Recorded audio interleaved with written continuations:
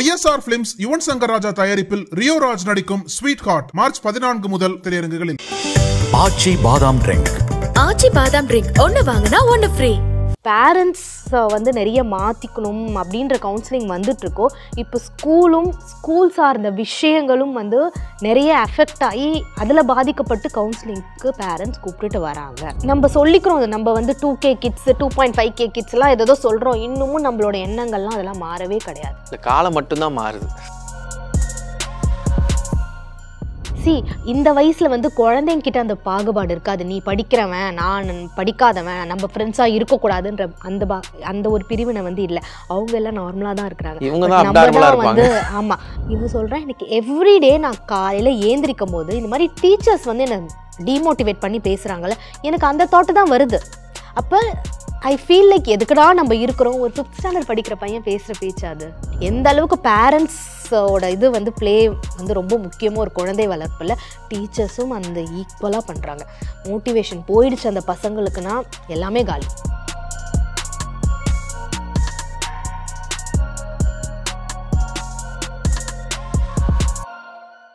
நக்கீர நேயர்களுக்கு வணக்கம். நான் விஜய் ஹரிஹரசுதன், பேரண்டிங் கவுன்சிலர் ஆஷா பாக்கியராஜ் அவர்கள். அவங்க எடுத்த பல கவுன்சிலிங் பற்றி ஒவ்வொரு எபிசோட்லையும் பேசிகிட்டு இருக்காங்க. இன்றைக்கும் அதே மாதிரி ஒரு கவுன்சிலிங் பற்றி தான் பேச போகிறோம். வணக்கம் மேடம். வணக்கம் சார். இன்றைக்கி என்ன கவுன்சிலிங் பற்றி பேச போகிறோம் மேடம்? சார், நம்ம கவுன்சிலிங் போகிறதுக்கு முன்னாடி ஒரு விஷயத்தை பதிவு பண்ணிடுறேன். கண்டிப்பாக. டீச்சர்ஸை பற்றி தப்பாக சொல்லணும், அவங்களால தான் நிறைய ஸ்டூடெண்ட்ஸ் எஃபெக்ட் ஆகுறாங்க அப்படின்ற மாதிரி எண்ணத்தோடு நம்ம அந்த எபிசோட்ஸ்லாம் நம்ம பேசுகிறது கிடையாது. ஓகே, பட் இது மாதிரியெல்லாம் நடக்குது. ஏதோ ஒரு 2-3 டீச்சர்ஸ் அதை பார்த்தா கூட நாளைக்கு அது மாறிடும் அப்படின்ற ஒரு விஷயத்தில் தான் நம்ம பேசுகிறோம். ஏன்னா ஏன் அதை நான் பதிவு செய்கிறேன்னா, இப்போ அகெயின் எந்த அளவுக்கு பேரண்ட்ஸை நிறைய மாற்றிக்கணும் அப்படின்ற கவுன்சிலிங் வந்துட்டுருக்கோ. இப்போ ஸ்கூல் சார்ந்த விஷயங்களும் நிறைய அஃபெக்ட் ஆகி அதில் பாதிக்கப்பட்டு கவுன்சிலிங்க்கு பேரண்ட்ஸ் கூப்பிட்டுட்டு வராங்க. ஸ்கூல் டீச்சர்ஸால் இல்லை. ஐ திங்க் நீங்கள் ஒரு இடத்துல உட்காந்து கவுன்சிலிங் பண்ணுறதை விட நீங்கள் நேரடியாக ஒவ்வொரு ஸ்கூலுக்கும் போய் எல்லா டீச்சர்ஸ்க்கும் கவுன்சிலிங் கொடுத்தீங்கன்னு வச்சிங்களேன், வெட்டு 1 துண்டு 2ங்கிற மாதிரி ஆகிடும். ஏன்னா நம்ம இங்கே உட்காந்து பேசுகிறதுனால கமெண்ட்ஸில் நிறைய பேர் நிறைய விஷயங்கள் சொல்லலாம், உங்கள்கிட்ட நேரில் ரிவ்யூ சொல்லலாம். ஒரு டீச்சருங்கிறவங்க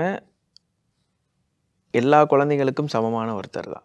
ஏன் ஒரு குழந்தைய மட்டும் ப்ளேம் பண்ணணும், ஒரு குழந்தைய மட்டும் டார்கெட் பண்ணணும்? ஒரு டீச்சர் பண்ணால் பரவாயில்ல, ஒட்டுமொத்த ஸ்கூலும் ஒரு குழந்தைய டார்ச்சர் பண்ணி டார்கெட் பண்ணி ஜெர்மனிலேருந்து வந்த என்ன திருப்பி ஜெர்மனிக்கே அனுப்பி வச்சுருக்கீங்களாடா அப்படிங்கிற ஒரு குற்ற உணர்வு இல்லையா? எல்லா டீச்சர்ஸும் ஓகே, அவங்க செஞ்ச தப்பு நாம் செய்யக்கூடாதுன்னு தானே நினைக்கணும்.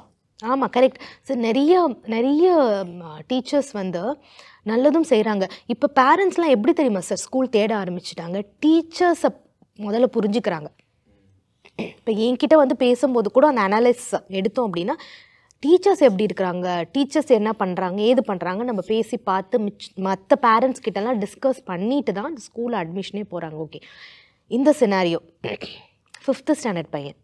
ஓகே, அதாவது ஃபவுண்டேஷனே நம்ம ஸ்ட்ராங் ஆக்கணும்னு நினைக்கிறோம். அந்த ஒரு ஏஜ் தான் அது, ப்ரைமரி சைல்டு. அதான் சொல்கிறேனே, எல்லா பேரண்ட்ஸும் நினைக்கிறது தான் ஃபவுண்டேஷனை ஸ்ட்ராங் ஆக்கணும்னு சொல்லிட்டு வேற எதையோ ஸ்ட்ராங் ஆக்கி அவன் மனசை பாதிக்க வச்சிடுறாங்க. ஏன்னா சார், இப்போயும் நம்ம படிப்பு வச்சு தான் நம்ம ஒரு குழந்தைய ஜட்ஜ் பண்ணுறோம் சார். கரெக்ட். இன்ன வரைக்குமே. ஓகே, இப்போ வேலைக்கு போயிட்டுருக்கவங்களும் சரி, பேரண்ட்ஸ் சொல்லுவாங்க, ஸ்கூலுக்கு படிக்கிற காலத்துலேயே ஒழுங்காக படிச்சிருந்தீங்கன்னா நீ இவ்வளோலாம் கஷ்டப்பட தேவையில்ல, ஒழுங்காக இப்போ எடுக்கும் போதே நீ 2 லட்சம் சம்பளம் வாங்கியிருக்காங்கல்ல, அப்படி பேசுனா இப்போ அவங்களால அந்த தராசை இறக்கவே முடியாது மேடம் காலத்துக்கும். கரெக்டு. அதே மாதிரி இப்போ நான் நம்ம போன எபிசோடில் சொன்ன மாதிரி ரொம்ப சென்சிட்டிவாக இருக்காங்க சார் இந்த ஜென்ரேஷன் கிட்ஸ். அது நம்ம ஏன் ஆராய்ச்சி பண்ணுறதுக்கே போகவே முடியாது. எல்லாரும் அப்படி தான் இருக்காங்க. நம்ம தான் அதை ஆக்கிவிட்டதும் நம்ம தான். ஓகே, அவ்வளோ சென்சிட்டிவாக நம்ம ப்ரொடெக்ட் பண்ணுறோன்ற மாதிரி அந்த கிட்ஸை பயங்கரமாக சென்சிட்டிவ் ஆக்கிட்டோம். ஓகே, இப்போ இந்த பையன் he is an average student. ஒரு 60% எடுக்கிற ஒரு ஆவரேஜான பையன். ஓகேங்களா, அதில் ஏதாவது தவறு இருக்கா? ஏன் 60 மார்க் எடுத்தால் இப்போ என்ன? இப்போ எத்தனை பேர் நம்ம ஏதோ ஒரு FBயில் கூட ஒரு போஸ்ட் பார்த்தேன் சார். லாஸ்ட் பெஞ்சில் இருந்த ஸ்டூடெண்ட்டு, ஃபெயிலான ஸ்டூடெண்ட்ஸ்லாம் இன்றைக்கி பார்க்குறேன், என்னால் பிரமிக்கவே முடியல, எல்லாம் அந்த அளவுக்கு பொசிஷனில் இருக்காங்க. எனக்கு அந்த போஸ்ட்டை பார்த்து சிரிப்பு தான் வந்துச்சு. ஓகே, என்ன மீன் பண்ண வராங்க அப்படின்றதே எனக்கு புரியல. ஓகே, அது மாதிரி வந்துட்டு நம்ம சொல்லிக்கிறோம், நம்ம வந்து 2K கிட்ஸ் 2.5K கிட்ஸ்லாம் ஏதோ சொல்கிறோம், இன்னமும் நம்மளோட எண்ணங்கள்லாம் அதெல்லாம் மாறவே கிடையாது. இந்த காலம் மட்டும்தான் மாறுது, நம்ம போடுற ட்ரெஸ்ஸு மாறுது, நம்ம யூஸ் பண்ணுற டிவைஸ் மாறுது, இன்னும் தாட் ப்ராசஸ்லாம் மாறவே கிடையாது. ஸோ என்ன ஆகுதுன்னா, அந்த 60% அந்த எடுத்த ஒரு பையன் கிளாஸில் ஏதோ ஒரு தவறு நடக்குதுன்னு வச்சுக்கோங்க, இமீடியட்டாக வந்து அவங்கள ப்ளேம் பண்ணுறாங்க. நீ தான் பண்ணியிருப்ப, ஏன்னா நீ வந்து மார்க் வந்து நீ இந்த இடத்துல கம்மியாக எடுத்திருக்க, ஓகே, நீ இந்த சப்ஜெக்டில் வந்துட்டு ஃபெயிலாக இருப்ப, அதனால் வந்து நீ தான் வந்து இந்த விஷயத்தை பண்ணியிருப்ப அப்படின்ற மாதிரி எல்லாத்துக்கும் ப்ளேம் பண்ணுறாங்க. ஓகே, செய்யாத தவறுகளுக்கெல்லாம் ப்ளேம் பண்ணுறாங்க. என்ன மாதிரியான தவறுகள்? ஏன்னா நம்ம ஒரு பென்சில் காணாமல் போனால் கூட சொல்கிற அந்த மனநிலையெல்லாம் இருக்குது, அதனால் அதுலேயே அது மாதிரி தான் சார். ஓகே, இப்போ 2 குழந்தைங்களுக்குள்ளே புஷ் பண்ணிக்கிறாங்க. ஓகே, இந்த வயசில் வந்து குழந்தைங்கிட்ட அந்த பாகுபாடு இருக்காது, நீ படிக்கிறவன் நான் படிக்காதவன், நம்ம ஃப்ரெண்ட்ஸாக இருக்கக்கூடாதுன்ற அந்த ஒரு பிரிவினை வந்து இல்லை. அவங்க எல்லாம் நார்மலாக தான் இருக்கிறாங்க. நம்ம தான் வந்து ஆமாம், நம்ம தான் அதை ஆக்குறோம், அவன் கூடலாம் சேராத, அவன் பாரு அவன் வந்து இப்படிலாம் படிக்கவே மாட்டேங்கான்னு சொல்லிட்டு அப்படின்னு நம்ம பேசுறது தான். ஸோ இப்போ இந்த இடத்துல வந்துட்டு ஒரு ஃப்ரெண்ட்லி, ஆப்வியஸ்னா சண்டை நடக்கும் இல்லை சார். இப்போ சண்டை நடக்கும்போது யாரோ ஒருத்தவங்க புஷ் பண்ணிட்டாங்க அப்படின்லாம் இருக்கும்போது டீச்சர்ஸ் வந்து அங்கே என்ன சொல்கிறாங்க அப்படின்னா, நீ தான் பண்ணியிருப்பதை, ஏன்னா நீ தானே நீ படிக்கவே மாட்டேங்கிற, அப்போ நீ தான் புஷ் பண்ணியிருப்ப. அநியாயமாக இருக்குது. ஆமாம், இப்போ ஏதோ ஒரு கம்ப்யூட்டர் லேபில் திடீர்னு வந்துட்டு சிஸ்டம் ஆஃப் ஆகிடுச்சு, ஒர்க் பண்ணியிருக்கும்போது நீ வேணும்னு தான் பண்ணியிருப்பதை. இது மாதிரியான சின்ன சின்ன விஷயங்கள் நார்மலாக டே டு டே ஒரு ஸ்கூலில் என்ன நடக்குமோ, அந்த இடத்துல வாட்டர் ஸ்பில் பண்ணதாக இருக்கட்டும், ஓகே, இல்லை ஒரு 4-5 பசங்க பேசிகிட்டு இருக்கும்போது சத்தமாக பேசுகிறதா இருக்கட்டும், எல்லாத்துக்கும் அது மாதிரி ஒரு 4-5 இது கேட்குற பேரண்ட்ஸுக்கு வேணால் நார்மலாக இருக்கும் சார். ஏன்னா நம்மளும் இதெல்லாம் க்ராஸ் பண்ணிட்டு தான் வந்திருப்போம். பட் நம்ம வந்து இல்லை தட் இஸ் ஓகேன்னு க்ராஸ் பண்ணியிருப்போம், பட் நம்மளுக்கும் அது மனசில் இருந்திருக்கும்ல, என்னன்னா அது நம்மளே எல்லாத்தையும் சொல்லிட்டே இருக்காங்களே அப்படின்ற நமக்குள்ள ஒரு விஷயம், ஐயோ நாம தான் தப்புன்னு யோசிக்க வச்சிரும். ஆமாம் இருக்கும், நம்ம பெருசாக வெளி காமிச்சிக்க மாட்டோம். ஆனால் இப்போ இருக்கிற கிட்ஸ் வந்து வெளி காமிச்சிக்கிறாங்க. ஸோ இப்போ இவனுக்கு என்ன ஆகுதுன்னா, அவன் ஸ்கூலே போக மாட்டான்றான். வீட்டுக்கு வந்து பேரண்ட்ஸ் கிட்ட வந்து சொல்லும்போது அவங்க வந்து சொல்கிறாங்கல்ல, இது மாதிரி நீ வந்து படிக்காதனால தான், அப்போ நீ படிச்சுக்காமே, நீ ப்ரூவ் பண்ணோன்னு, அப்போ நாளைக்கு வந்து உனக்கு அது கமெண்ட்ஸ் வந்து சொல்ல மாட்டாங்கன்னா, அப்போ உன் மனசில் என்ன பதியும் அந்த இடத்துல? கரெக்ட்.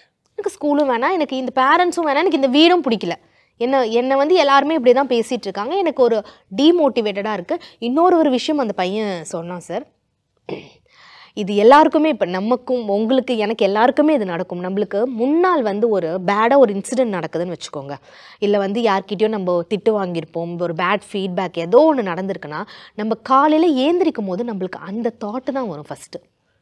ஏஞ்சோடனே நேற்று நடந்த சண்டையோ நேற்று பேசின விஷயமோ அந்த இவன் சொல்கிறேன், எனக்கு எவ்ரிடே நான் காலையில் ஏந்திரிக்கும் போது இந்த மாதிரி டீச்சர்ஸ் வந்து என்னை டீமோட்டிவேட் பண்ணி பேசுகிறாங்கல்ல, எனக்கு அந்த தாட்டு தான் வருது.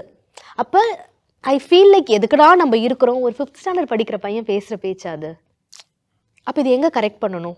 ஸ்கூல்லையும் வீட்லையும் கரெக்ட் பண்ணணும். அவனுக்கு எவ்வளோ ஒரு மோட்டிவேஷன் கொடுக்கணும் நம்ம. இப்போ 1 மாதமாக பேசி நான் அந்த பையனை வந்து ஸ்கூலுக்கு போகிறான், பட் பிடிச்சி போல ஒரு பயத்தோட அப்படி தான் போய் சரி நம்ம படிக்கணும் அப்படின்றதுக்காக போகிறாங்க. But I requested the parents to definitely change the school. தயவு இப்போ ஏன் நாளைக்கு அந்த ஸ்கூலில் இதே நடக்காதா அப்படின்னா கேட்பாங்க, யாராக இருந்தாலும் கேட்பாங்க. பட் அந்த டைம்குள்ளே ஒரு என்விரான்மெண்ட் சேஞ்ச் ஆகுது. ஓகே, வேறு மாதிரியான மனிதர்களை பார்ப்பா. இப்போ உங்களுக்கு அந்த கேப்பில் கொஞ்சம் புரிய வைக்கணும் அந்த பையனுக்கு. இப்படியெல்லாம் பேசும்போது நீ சொல்லு, நீ அந்த இடத்துல உனக்காகவும் நிற்கலாம், கைண்டாக நில்லு, நான் இதை செய்யலை அப்படின்றது நிற்கணும். வீட்டில் நிறைய மோட்டிவேஷன் கொடுக்கணும். மார்க்ஸ் ஆர் இம்பார்ட்டண்ட், பட் அதே சமயத்தில் marks will not decide is ஃபியூச்சருன்றதை அவனுக்கு புரிய வைக்கணும். இது வந்து அவனுக்கு புரிய வைக்கிறோமோ இல்லையோ மேடம், டீச்சர்ஸ்க்கு புரிய வைக்கணும்னு நான் நினைக்கிறேன் மேடம். ஏன்னா அவங்களுக்கு தான் அவங்கள நம்பி தான் நம்ம பசங்களை ஸ்கூலுக்கு விடுறோம். ஆனால் அந்த ஸ்கூலுக்கே பையன் போக மாட்டேங்கிறான்னா அவன் மனநிலை எப்படி இருக்கும் சார்? ஆனால் இந்த இடத்துல இதையும் நான் பதிவு செய்யணும்னு நினைக்கிறேன். ஐ ஃபீல் ஓகே, நான் பார்த்ததில், நான் அனலைஸ் பண்ணதில் government school teachers are very good actually. அவ்வளோ கைண்டாக இருக்கிறாங்க, ஓகேங்களா, அவ்வளோ பொறுமை, அவங்களுக்கு பொறுமை ஜாஸ்தியாக இருக்குது பேசுது. ஏன்னா அந்த பிள்ளைகள் வந்து பார்த்திங்கன்னா மோஸ்ட்டாக எப்படி இருக்கிறாங்க அப்படின்னா, அவங்களோட லைஃப் ஸ்டைலும் வந்து பார்த்திங்கன்னா ரொம்ப தேல் பி வெரி புவர். ஒன்று வந்து அப்பா அம்மா சரியில்லாமல் இருப்பாங்க, இல்லை சிங்கிள் பேரண்ட்டாக இருப்பாங்க. ஓகே, அவங்களோட என்விரான்மெண்ட்டே வேறு மாதிரி தான் இருக்கும். ஸோ நார்மலாகவே டே டு டே லைஃபே அவங்களுக்கு வந்து சேலஞ்சிங்காக இருக்கும். அப்படிப்பட்ட குழந்தைக்கு டீச்சர்ஸோட சப்போர்ட் வந்து ரொம்ப இம்பார்ட்டண்ட். அது நிறைய ஃபீல் பண்ணுறாங்க சார் கவர்மெண்ட் டீச்சர்ஸ். நான் பர்சனலாக நான் பேசியிருக்கிறேன், நான் பார்த்துருக்கேன். நான் அந்த கிட்ஸ் கிட்ட எல்லாம் கேட்டதில்ல. ஏன்னா கவர்மெண்ட் ஸ்கூலில் போயிட்டு நம்ம செஷன்ஸ் எடுக்கும் போது நான் பேசும்போது பார்த்த விஷயங்கள் எல்லாம் I feel that they're too matured and ரொம்ப நல்லா ஹேண்டில் பண்ணுறாங்க அது. ஓகே, இது வந்து நம்ம டிஃப்ரென்ஷியேட் பண்ணணுன்றதுக்கு நம்ம வந்து சொல்லலை. பட் ரொம்ப முக்கியம் இல்லை. இப்போ ஏன்னா வந்து அந்த என்விரான்மெண்ட்டு டே டு டே லைஃபே சேலஞ்சாக இருக்கிற பிள்ளைக்கு படிப்புன்றது ரொம்ப முக்கியம்.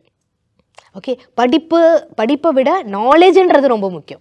நாலேஜை விட இந்த சொசைட்டி அவன் எப்படி ஹேண்டில் பண்ண போறாங்கிறது ரொம்ப முக்கியம். ஆமா, அதை வந்து அவன் அங்கேருந்து கற்றுப்பான் ஈஸியா. எஸ், ஏன்னா எல்லா சூழ்நிலையிலேருந்து வராங்க, எல்லா சூழ்நிலையும் அங்கே பகிரப்படுது. எங்கள் அப்பா இது பண்ணுறாரா அப்படி, ஐ மீன் ஒரு ஃப்ரெண்ட்ஸாவோ ஒரு ஏதோ ஒன்று கிடைக்கிதுல. ஆனால் இந்த மாதிரியான இடங்கள் என்ன கிடைக்கிதுன்னா, ஓகே எலிட் மனநிலை தான் இருக்கும் மேக்ஸிமம். அந்த ஒரு மனநிலை தான் இருக்கும். ஐயோ நீ ஃபோன் வச்சிருக்கியா, நானும் ஃபோன் வச்சுருக்கேன்.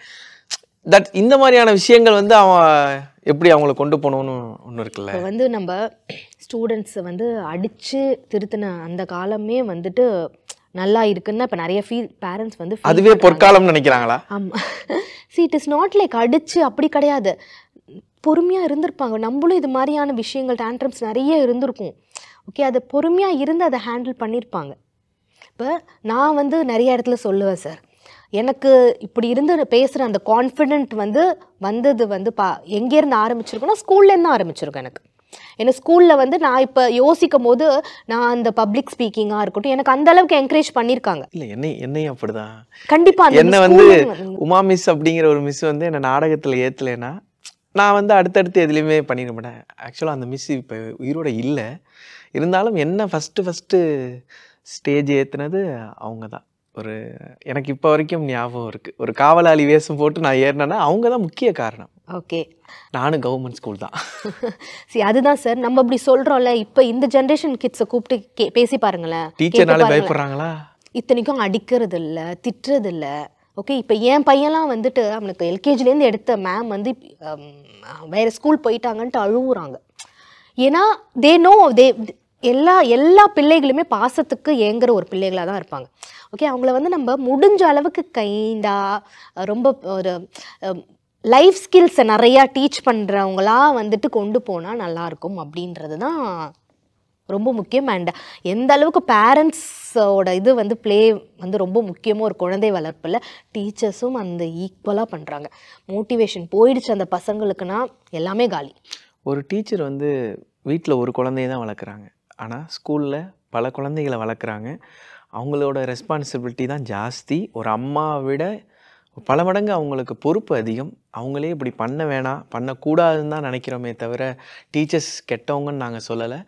ஒவ்வொரு ஆசிரியரால் தான் ஒரு மாணவன் உருவாகி ஏதோ ஒரு ஸ்டேஜில் முதல்ல நமக்கு சொல்லிக் கொடுத்த டீச்சரை தான் எல்லா இடத்துலையும் மென்ஷன் பண்ணுவாங்க. இப்போ வரைக்கும் அது நடந்துக்கிட்டு தான் இருக்குது. டீச்சர்ஸ் மேலே நாங்கள் குறை சொல்லலை. டீச்சர்ஸ் கொஞ்சம் மாற்றிக்கிங்கன்னு தான் சொல்கிறோம். நன்றி, தேங்க்யூ.